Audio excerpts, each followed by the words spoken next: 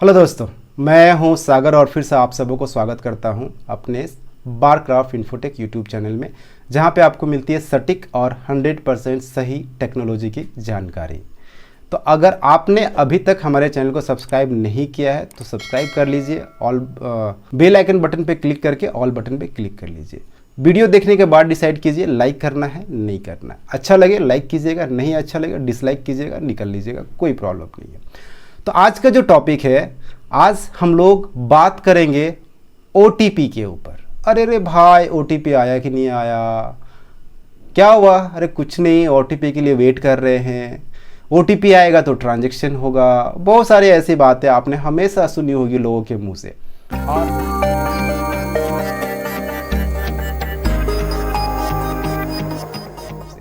और अक्सर ये OTP बहुत ज़्यादा इम्पॉर्टेंट हो जाता है, लेकिन कितने लोग हैं हम लोग जो OTP के बारे में जानते हैं? अगर आप जानते हैं तो कमेंट बॉक्स में ज़रूर बताइए कि सर मुझे OTP के बारे में पहले से पता था। तो बड़ा अच्छा लगेगा सुन करके कि मेरा देश जाग रहा है। पढ़ेगा इंडिया तभी तो बढ़ेगा इंडिया, सिंपल सी बात है। तो चलिए बात करते OTP के बारे में। तो सबसे पहले OTP का फुल फॉर्म क्या होता है? OTP का फुल फॉर्म होता है वन टाइम पासवर्ड। ये एक प्रकार से सुरक्षा कवच के रूप में, सुरक्षा गार्ड के रूप में काम करता है, सिक्योरिटी गार्ड के रूप में ये क्या करता है, आपका OTP हमेशा काम करता है। जो आप जनरल पासवर्ड इस्तेमाल करते हैं अपना ईमेल खोलने के लिए, अपना फ़ोन खोलने के लिए, OTP भी एक प्रकार का पासवर्ड है, लेकिन ये पासवर्ड जनरल पासवर्ड से बहुत ही ज़्यादा सुरक्षित है, बहुत ज़्यादा सुरक्षित है और बहुत ज़्यादा तेज भी है। ठीक है, आप OTP पासवर्ड से क्या कर सकते हैं? आप डबल ऑथेंटिकेशन, 2 स्टेप ऑथेंटिकेशन, जिसको मैं हमेशा बताता हूं। साइबर सिक्योरिटी का मेरा बहुत वीडियो बना हुआ है, साइबर सिक्योरिटी का प्लेलिस्ट है, आप वहां जाके देख लीजिएगा, आपको इसके बारे में पता चल जाएगा कि ये 2 स्टेप ऑथेंटिकेशन क्या होता है, जीमेल को हैक करने से बचाता है, बहुत सारी चीज़ें होती है।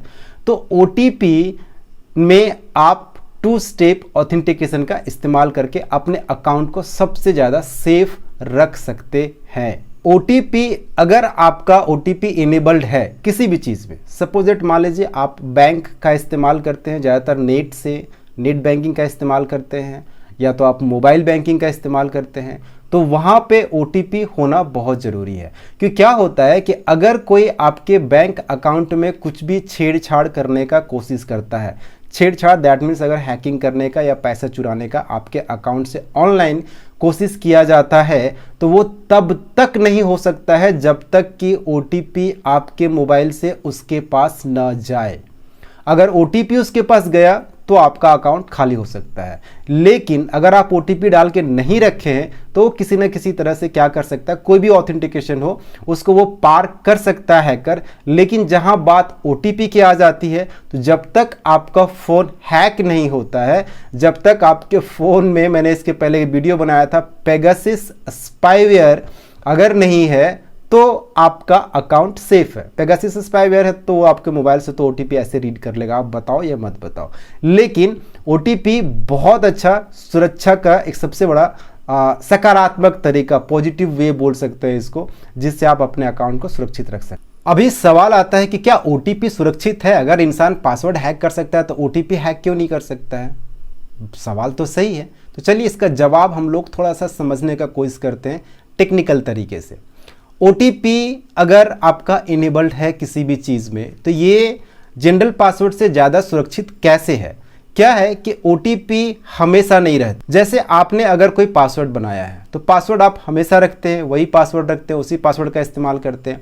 लेकिन OTP क्या होता है कि व्यक्ति को पहचान कर, आपने कोई ऐसा पहचान दिया, आपने कोई ऐसा एक नंबर दिया है, और उसी नंबर पे OTP जिस समय ज़रूरत होता है, ये ऑटोमेटिक एक पासवर्ड जेनरेट करता है, ऑटोमेटिक एक पासवर्ड जेनरेट करता है। सुनिएगा अच्छे से।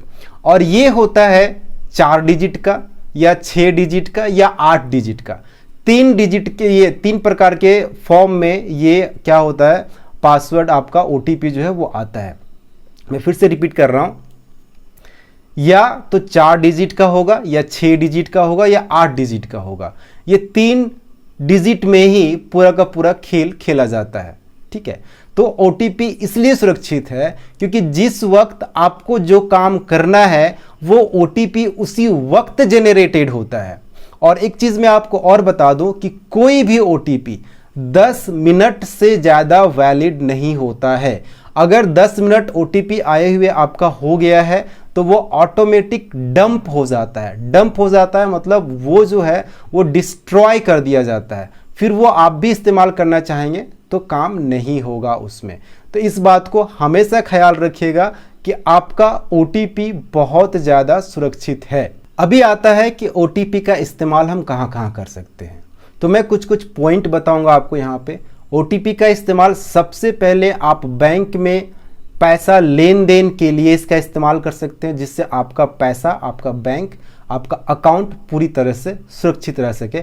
हर किसी को OTP का इस्तेमाल करना चाहिए अगर आप बैंक का इस्तेमाल करते हैं ऑनलाइन। तो अगर दूसरा नंबर में अगर हम बात करें तो अगर आप ऑनलाइन शॉपिंग करते हैं या ऑनलाइन पेमेंट करते हैं कहीं भी जा करके, तो वहाँ पे आपको OTP भेजा जाता है और जब तक वो OTP आप नहीं डालेंगे तब तक आपका पेमेंट जाएगा ही नहीं।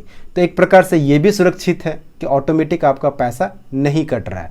आप जांच परख लीजिए कि भैया कहीं 1-2 रुपया इधर उधर तो नहीं हो रहा है, उसके बाद आप OTP डालिए, कोई प्रॉब्लम ही नहीं है यहाँ पे। डेली के जीवन में अगर रोज़मर्रे के ज़िंदगी में देखा जाए तो यहाँ भी OTP बहुत काम करता है। अगर आपको कोई नया सिम कार्ड लेना है और उसको एक्टिव करना है तो भी आपको OTP भेजा जाएगा, जो भी आप नंबर, एक्स्ट्रा नंबर दे के रखे होंगे या तो वहाँ पे आपको भेजा जाएगा ये। तो आप उससे क्या कर सकते हैं, उसको वेरीफाई कर सकते हैं, तो आपका रजिस्ट्रेशन होता है।